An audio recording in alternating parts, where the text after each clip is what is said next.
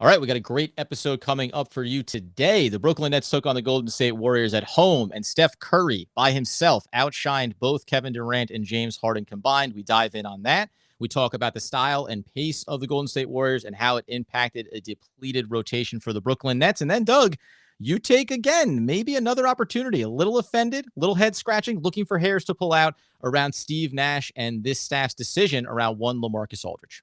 Yeah, it got a little weird here at the end. Obviously, we're going to focus a lot on the stars to start. Curry, especially. What a joy to watch. Not a joy to watch some of the other pieces of the Nets game. We're going to get into it all. But first, the theme music.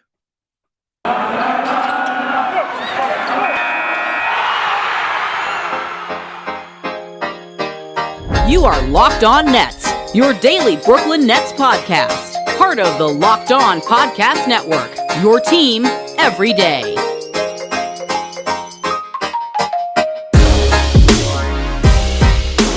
Brooklyn, yo. All right, welcome back to the Locked On Nets podcast on the Locked On Podcast Network. It's your team, the Brooklyn Nets, every single day. Over there, you'll find at Doug Norrie, blue check mark on Twitter, where he is, of course, also covering you with DFSR.com, all your daily fantasy sports needs, whether it's DraftKings, whether it's FanDuel, he's got you covered. Check him out. I'm Adam Arbrecht, at Adam Arbrecht, no check mark. Something's out of whack there. But nevertheless, we come to you on a day where this episode will be brought to you by Calm. Today's episode is for a limited time, giving our listeners a chance to join LeBron James in using Calm and get 40% discount off the premium subscription. Go to calm.com/lockedonnba. And reminding you, thanks for making us your first listen every single day. We appreciate the support. Free on all the fantastic platforms you can find us. With that, Doug, how are you, sir, following what was built up to be the East meets the West, the NBA Finals preview? Only problem, the Brooklyn Nets didn't quite get that memo. What a mess. This was not a good one. It was good for a half. It was good for a half. I should take that back. The game was good for a half. It was pretty exciting, super fast paced, like what you want to see in like just from a basketball game. Stars. We'll talk about the the stars were shining here, at least for the first part of the game. The Nets were not able to maintain that kind of level, but it's tough to go nuts about one game, and this one was a very, very bad showing for the Nets. They were exposed in ways that I'm not sure we have an entire episode to cover right for this one, at least this iteration of them. And it's just disappointing. Like, it's a national game. You wanted to live up to the expectation. It did for 24 minutes, and it just didn't for the rest. Yeah, in the same way we won't overreact to a one-game sample size, like we said all through the start of this season. It nevertheless had all of the buildup of being a really exciting game to watch. Doesn't quite carry over into the second half. We're going to get into the depth piece for the Brooklyn Nets, some of the rotation stuff, and then, of course, the way the Golden State Warriors style of play impacts not only what the Nets could do in this game specifically, but how they want to use some of their personnel. But right off the top, Kevin Durant and James Harden. I think you want to get to James Harden first and foremost for his overall game. Kevin Durant looked like himself for the first half, had a really ugly third quarter. Just off night, however you want to chalk it up for him. But watching James Harden, you felt like this was arguably a step back for him in that build up forward over the first 15, 20 games of the year. Yeah, so real quick about KD, like the guy's been so amazing that you're just you can play an off game and it's just okay. So there's no worries there at all. And I'm not even saying there's like huge worries about Harden, but look, the guy's been, for KD, he's been MVP level up to this point. I think he is the MVP right now. I mean, well, not anymore. Curry is now, but after this one, but so it was an off game for him and it just happens. So whatever. I thought Harden looked a little exposed here in a way that I'm not sure it's a long-term issue, but it was not a good game for him. I know he got to the line 11 times, but he looked slow. The defense was so bad. And on a night where you just kind of needed him to not be bad on defense, probably. And I just thought both ends of the court were a real problem. I don't want to read too much into it, and I actually wouldn't mind talking about Curry here because that was really the highlight of the game. But did you see it too? Like, it looked like a combination of frustration / the burst was a problem. Like the fact that they have pretty energetic defenders on their on Golden State that are going to really pressure you the whole time, and like very good help defense really was a problem for him. And if he's even a step slow in those scenarios, it shows. And I thought that was the case tonight. I don't think it was a foul problem. I don't think it was anything else. I just think he just didn't kind of have it tonight on like a physicality level. And I mean, did you see the same thing? That's just not me, right? Did it seem like that to you too? This is a perfect example of when you look at the box score. Like you've said it a number of times on the podcast, you can go to the box score and get a misguided sense of where the game was, right? So Harden was 6 of 13 from the field, got to the line 11 times, gave you 24 points. But, and we've said this coming into this season without Kyrie Irving, the way in which Harden approaches a game and the way that he facilitates, the way that he drives, the way that he attacks, everything about his game is amplified now because you're missing one of your primary scorers around you in Kyrie Irving. So I think you're right. Like, and by the way, with his talent level, you can plod your way to that type of stat line, but it doesn't mean that you're making the impact plays when they matter most, which I think is probably what you're speaking to almost. And I want to be very clear. I'm not actually like ripping his game at all. You still want James Harden every day of the week and plus more. So it's not that. It's just that if we're trying to dissect like sort of what went wrong, I think that was part of it. And look, and KD had an off game too. And on that flip side of it too, Curry was just so good that let's just talk about Curry a little bit. Like, what are you gonna do? Like when Steph Curry is hitting logo threes and just running you absolutely ragged offensively, which we said was probably going to be something of a problem for the Nets around the perimeter. Like why we said, oh, maybe you start a couple of perimeter like Javon Carter here, like to chase him around a little bit. I don't think it would have mattered, but when you get sort of off games for your two superstars and then you get a peak game, like a complete peak game from Curry. This is just also what's going to happen in the NBA. Like, play a 7-game series, you're not going to get this all 7 games, so don't worry about it. But when you not going to go 9 of 14 every game from downtown, because that's what Curry did for you. Get in foul trouble and still destroy you, right. Which is basically what happened. Like, to only play 29 minutes and just drop 37 on your head, and didn't look like he broke a sweat doing it, and like was the super disruptive all over the court. Can I tell you how foolhardy I feel that at the point when James Harden drove the lane and they challenged the call about Curry being in front of him and taking a blocking foul, I made a note in my notebook, Doug. I said, key moment, picks up the additional foul and Harden avoids getting his fourth. I was like, lock it up. This is going to about 6 minutes later in real time. I was like, oh, well, that didn't matter at all anymore, did it? Because he's still destroyed you on the other end. This is what happens. This is it's a superstar league. It's just when your superstars are dialed in. We've seen it from Kevin Durant. When your superstars are dialed in, and they're at their peak game, your team is just usually going to win. It's not. Sometimes basketball is very, very simple. We want to get into X's and O's. We want to talk about all the little minutia that can happen on the court, and who did this and what Nash did or didn't do, and who didn't play. Sometimes it is just as easy as Steph Curry, who's a top X player in the league, like no lower than 5th or something like that. And this year is like been one of the best. If he's just going to go 9 from 14 from 3 and 12 from 19 from the field, you're just going to lose every single game it happens. Right. So I just don't like this. The math isn't that hard on this stuff sometimes. And that's what you got. Kudos to him. It was awesome. If you're a basketball fan, these are the best games to watch. If you're a Nets fan, it's totally brutal. Yeah, quick question just on the front of, we talk about being in New York, the crowd in this one, you were hearing a lot of cheering on the broadcast for the Golden State Warriors on their offensive possessions. So it seemed like there's a lot of Warrior fans there. And I mean, listen, I feel like Curry's the kind of player that puts on a show every single night, but this isn't Madison Square Garden, but you are playing against Kevin Durant and James Harden. Oh yeah. We've talked about the target on the back, right? You're in Brooklyn, you're on their home court. You want to show up and put on a bit of a spectacle. And that's what he did. Oh yeah, look, he's awesome. There's the NBA is better to have Steph Curry in it. Like it's just like he's a generational talent. You got him on one of his best nights ever. That's just it's a pretty simple story. I noticed that too with the Warriors fans. Yeah. They came out. Like there was definitely a not insignificant amount of either Warriors fans or Steph fans there. I mean, basketball kind of circles sometimes now travel with the player. We've seen that with Harden and KD, and you see with Russ and some of these guys. Like sometimes fandom travels by player, not laundry. So it's like it was interesting to watch. But I think when it comes down to it, look, there's 3 superstars in this game, and one played significantly better than the other 2, and they won.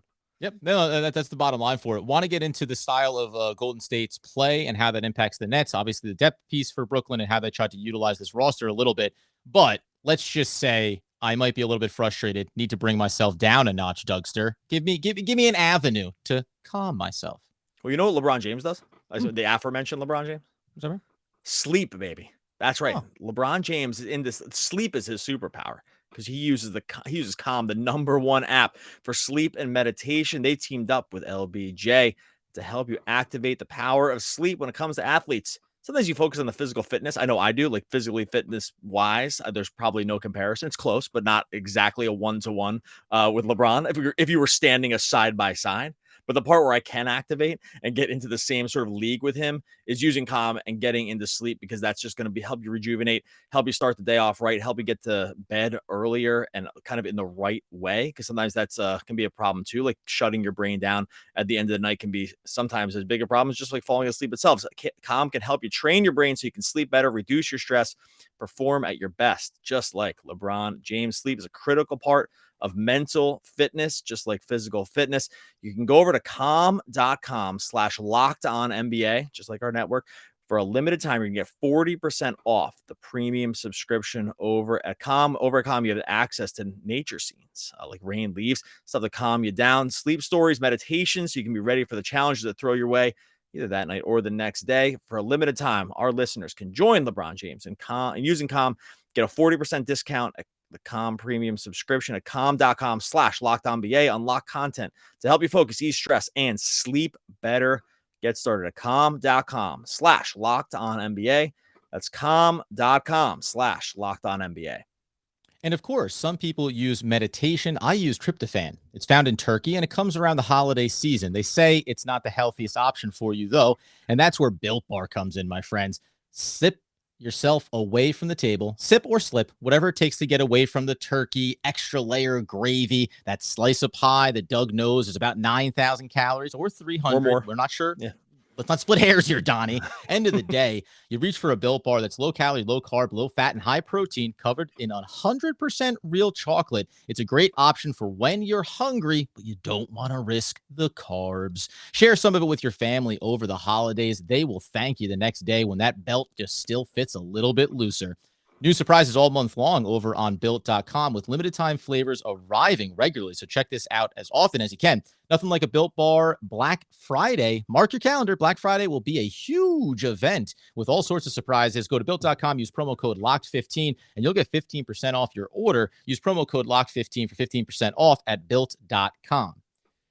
So then, because it was a blowout, bit of a disaster, 117.99. Nice little bit of window dressing for the Brooklyn Nets on the back end of this one. But inside of this, there's a reason why. We'll get into in a second the depth piece and how Nash tried to manufacture some rotations here for the Brooklyn Nets. But the style of the Golden State Warriors puts a lot of pressure on a team, especially in transition, and it makes it hard to pace yourself for 4 quarters against them. Yeah, I mean, this game was a total track meet to start, and the Nets hung tough, and the Nets can hang in games like this for sure. Look, we talked about like they're somewhat limited just because they're dealing with some injuries right now and just other circumstances, but they were able to contain it. But yeah, no, for about a quarter. But the Warriors kind of are one of these teams that will get you a couple of different ways. They are very aggressive on defense and they're good at it, even though you wouldn't look at them and think, oh, this is like a super great defensive team. But you saw it kind of tonight. They're constantly ball hawking.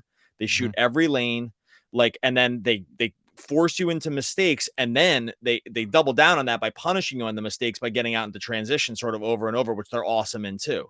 So they do that, which is tough. But then even on the offensive end, I gotta say, it is awesome to watch because if you're not rooting for the Nets in this scenario, because they will run you all day long, starting with Curry, but now they have Jordan Poole that does it too. Like they will run you all day long around the perimeter. They'll make you switch everything and then make you try to keep up with it over and under screen, mostly over screens.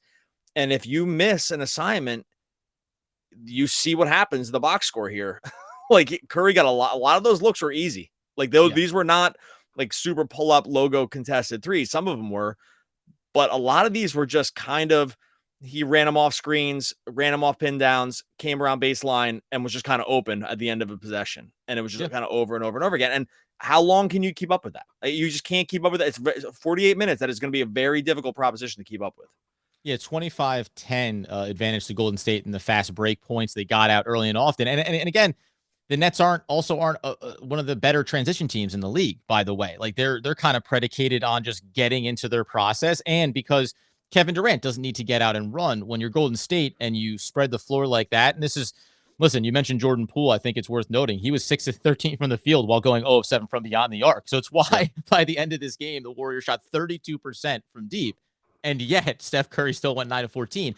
And the other guy, because real quick, because the other thing they do for you, the other thing to do is actually, it doesn't, sometimes it matters if the threes are falling for sure. Like you want the threes to fall more than often than not. Obviously, that I shouldn't need to say that.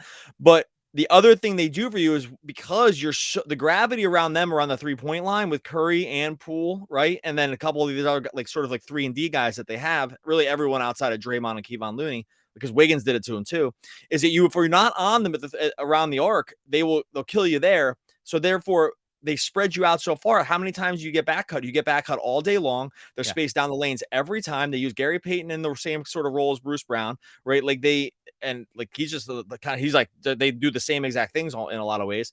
And that's the other part of it too. So it's like, even if you are able to keep with them around the perimeter for long stretches, you better not miss any of your other interior assignments, because if you do, they'll just back cut you and it'll be a layup or a dunk. Yep.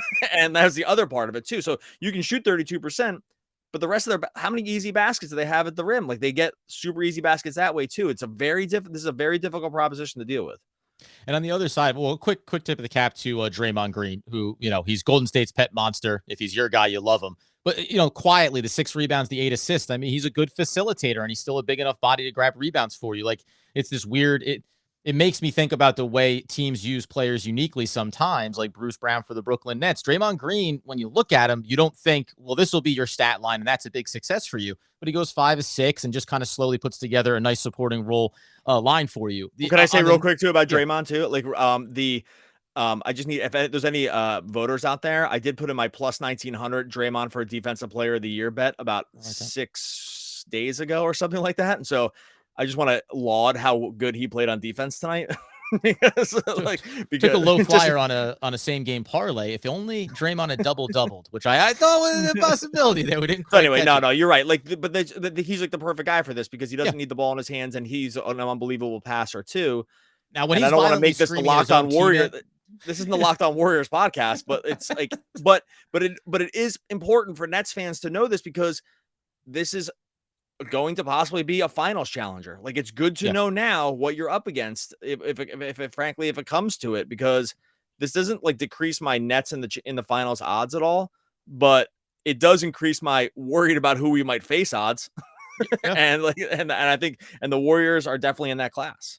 And every time that any team does this, other teams around the league, as it happens over the course of the season, they take a look at it and say, okay, is there a roadmap here to beating teams that have superstar talent on them? On the net side in this one, we talked about the depth piece. We mentioned it on the last podcast. You end up getting Patty Mills into the starting rotation. Seemed like the obvious one. Bembry comes off the bench first. Everything kind of followed suit to what we thought. But the big stat line that I took out of the first half of this one, because we talked about you're already down Millsap. You don't have Joe Harris, Nick Claxton, nowhere to be found. It's just about minutes. You always talk about it. You got to fill these minutes somewhere. In the first half alone, both Bruce Brown and Patty Mills average about 25 minutes per game for the season. Mills played 20, 18 for Bruce Brown. And then next guy down the pecking order of Bembry, he averages 15. He played 13 in the first half. And that combined with the style and pace of play for the Golden State Warriors, it ran you ragged. And that's why, even though you were right there at the break, I don't want to say you had the sense of it, but it was very much. And by the way, Golden State, the best team in the third quarter in terms of outscoring the opposition so far this year too. It was like, what are you going to do when this third quarter gets underway and you don't have the layer deeper, excuse me. And, in the post-game comments, both Bruce Brown and KD both commented on the pace catching up with them. So everyone's aware sort of what happened. Like, they made mention of the pace got to them, right? And you can see after watching them why Golden State would be a great third quarter team, because they will just absolutely blitz you. And that pace catches up. Bruce Brown was awesome in this game, by the way. This was one of his best games of the year. You're actually getting a great sample from Bruce Brown, from DeAndre Bembry. It's that in the absence of other players, you're then saying, could you also do a little bit of the stuff that we don't typically tell you to do, that we don't ask you to do? And then it's going to wear you down. Go ahead. Yeah. Well, I was gonna say this, Bruce Brown, it's gonna wear you down. Like Bruce Brown definitely showed, like in a 7-game series with the Warriors, he could play a lot of minutes. Yeah. Like this, so there are good signs you can take out of this. If this was a finals preview and you have sort of a full powered Nets team, Bruce Brown is still a guy that you want to play a lot of minutes in this game. Like he can play against this team. Now, that's not gonna be like that for every team, but this is definitely a matchup where you will be thankful that you have Bruce Brown because he was great in this matchup. He exposed them in certain ways around the interior. He's able to do certain things. But like if they're both going to mention that the pace is a problem for them at some point, it just that's a real thing to have two separate people bring up because they clearly would just kind of run ragged.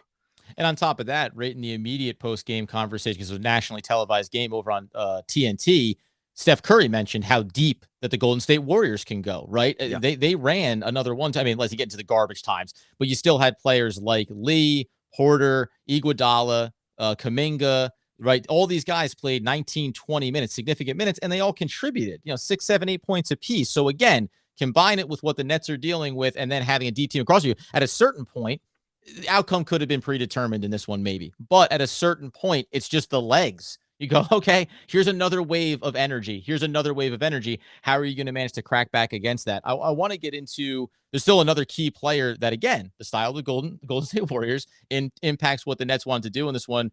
And a guy that's been a contributor, obviously, in Lamarcus Aldridge throughout the early part of this season. First, though, one thing that you may be thankful for at this time of year is betonline.ag, because they're back and they're better than ever with a new web interface for the start of this basketball season. More props, odds, and lines than ever before. It remains your number one spot for all the basketball and football action throughout this season. You head over to that new upgraded interface on your laptop or mobile device, and you could receive your 50% welcome bonus when you sign up today on your first deposit. Use promo code LOCKEDON for your 50% welcome bonus on your first deposit. Basketball, football, NHL just wrapped itself up here too. We're in the playoffs, I think. Boxing, UFC, right down to your favorite Vegas casino games. Don't wait to take advantage of all the amazing offers available for the 2021 season. BetOnline is the fastest and easiest way to bet on all your favorite sports. BetOnline, where the game starts. Thank you, of course, again, for making us your first listen. Free on all those platforms. We appreciate it. And yes, I'm aware the NHL season is very young. Don't worry about that. Last piece here for the Brooklyn Nets is Lamarcus Aldridge. You had the startling plus-minus line. It's not always indicative of what a player was on the court, but he's a guy that's been very effective for Brooklyn early in the year, and this was a matchup where you could not remotely utilize his skills. Yeah, it was interesting. I mean, it was made note on the national broadcast. We all noticed it obviously in the moment that he just didn't come in on his normal rotation, and he was not on the injury report. And he, that's pretty odd thing to have happen. He's sitting on the bench, and for him not to play to start on that normal rotation, only one of two things happen. Like they've made a uniform shift in what they're doing, or something happened pregame. But the fact that he's sitting there doesn't give credence to the second thing. And then the fact that he ended up playing obviously throws it out completely. They just made a concentrated choice or coordinated choice to say he's just not. This is not the matchup for him. Yeah.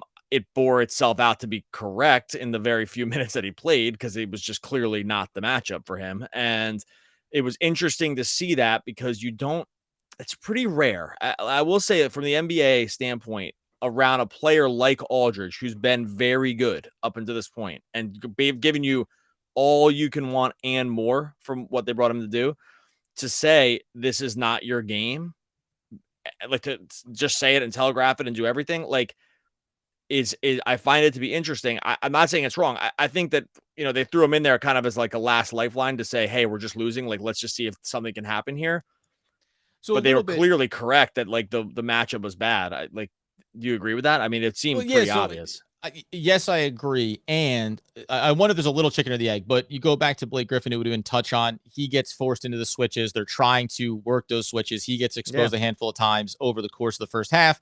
And then when Aldridge comes in, they effectively start to do the same kind of thing, and it looks even worse. I guess my question would be, do you think that the Brooklyn Nets, it seems like it bears itself out that it's the right choice? You're not going to be effective, Aldridge. Or should the Nets have been approaching the game with a sense of, okay, if we need to slow this thing down to be able to utilize one of our more effective offensive weapons, given some of the players we're missing coming into this game, should that have been a route the Nets try to go early? Or is it, listen, you run, you expect Harden and KD to do their things, and you see how it turns out? Because it's revisionist, or it's at least easy to look back now and say, well, you got outrun in the pace of the play and all that stuff. You should have done it differently. Well, But no, by the because I percentages, will your say best chance was to try to run with them. typically you know what your rotations are going to be before the game starts. So I actually don't think that impact that I don't think that actual pace in the moment impacted the decision. I think this was this was the decision they made prior to the game. Now, there's another thing that plays in here. They are on the front end of a back-to-back. And if they're worried about, because they play Cleveland on today when you listen to it, but so if they're thinking, well, this wasn't the matchup for him, and this is the front end of the back-to-back against a Cleveland team that very much will be a matchup for him because their front court is decimated. Like he can probably actually take real advantage. And you're like, and he's old. You might say, hey, there's sort of dovetailing ideas that are happening here, and therefore we can kind of talk ourselves into it. Mm-hmm. So because that actually makes more sense to me than the part where they just because if you're a Nets team and you've been pretty good this season, and Aldridge has been actually a pretty big reason why, I actually don't think it's a smart idea to just make a wholesale change because you think you are under the gun personnel wise, right? Like actually at that point, I think you should say, hey, this works for us. We will continue to try to have it working for us and you can deal with it. Right. So like this isn't matchup related. This is about the schedule and saying, that makes more sense. We want to protect Aldridge a little bit. Yeah. It makes more sense to me. That makes more sense to me than we're going to just change something that we've been doing literally since game one. That's paid pretty nice dividends for us on like the offensive end for him. Again, it looked really bad when it actually happened. So I think my guess is that there, and I didn't read the post-game stuff on this yet. Maybe Nash will end up talking about it.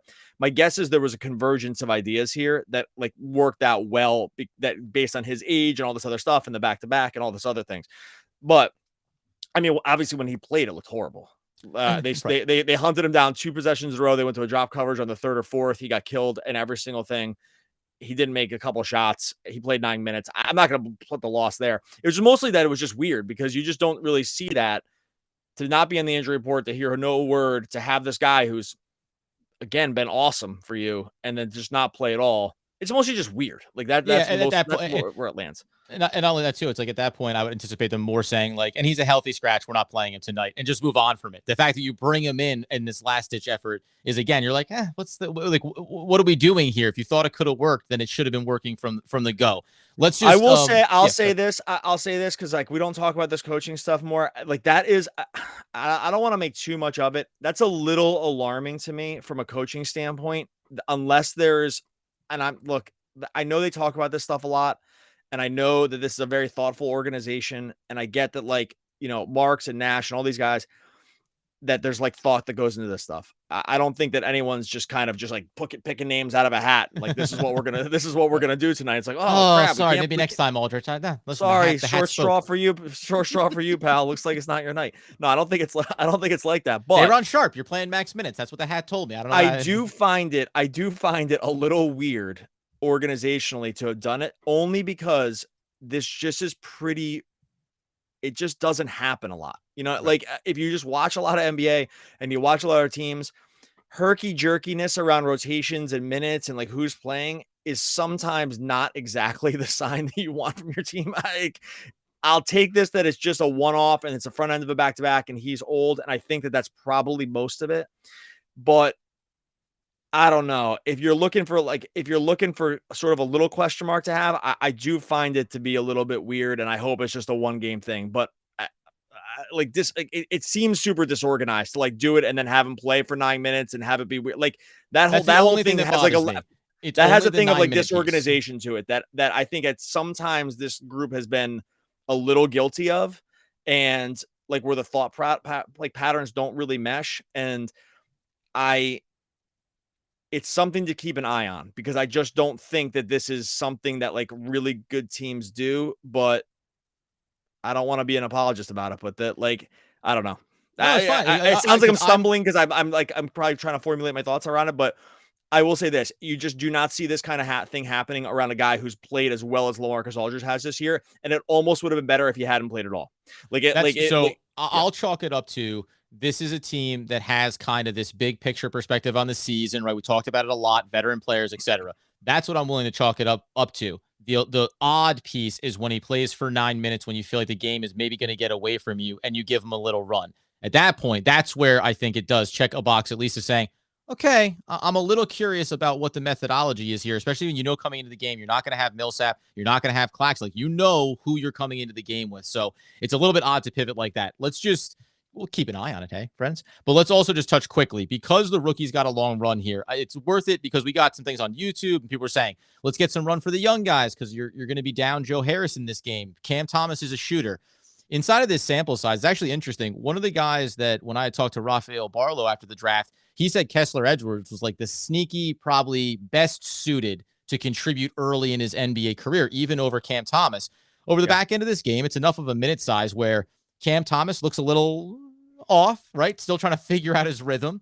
Day'Ron Sharpe shows you some things, but also looks clunky at times. And then Kessler Edwards, at least from the outside and defensively, he looks like he is pretty comfortable. I mean, you can take I'm not going to call it a victory lap, but I think that you've been right in saying when you don't see guys play, there's usually a reason for it. And in the back end of this game, you got a big enough sample. I think it's hard when it's 2 or 3 minutes. This is 7, 8 minutes, 9 minutes at the back end of the game. You see all these guys and you see where they're going to struggle, where they still need to grow. And one of the easiest ones for me was Cam Thomas coming down the court and just ignoring a wide open Javon Carter and being like, I'm jacking this thing up. When you do get the chance, you're supposed to be showing Nash and the coaching staff that you are ready to play within the system and do the right basketball thing, not necessarily be focused on your own game. Yeah, I'm glad they get a little bit of run. It's 9 minutes. It's the end of a game. It's unclear what the sort of marching orders are. I'm with you that the shots looked weird. We said this on last episode. I think there's definite clear reasons why he in particular is not playing. Like, this has been something that's talked about in a few different spots about just people speculating on why it's the case. And again, I do think there's probably something that the coaching staff is seeing, and we probably saw little shades of it here, right? Like these little bits. Yeah, to say like, okay, yeah, 9 minutes. I'm seeing what you're not doing, I guess, is really the way to take a look at it.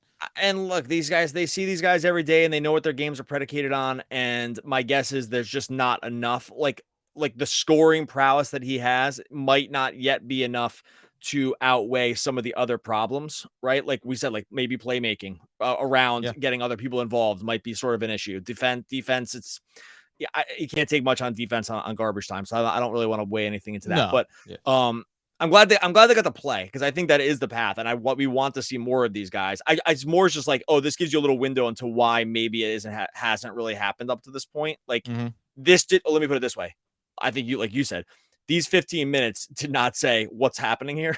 Like, you didn't walk away from it and thinking, hey, where's this? Like, why is he not in there?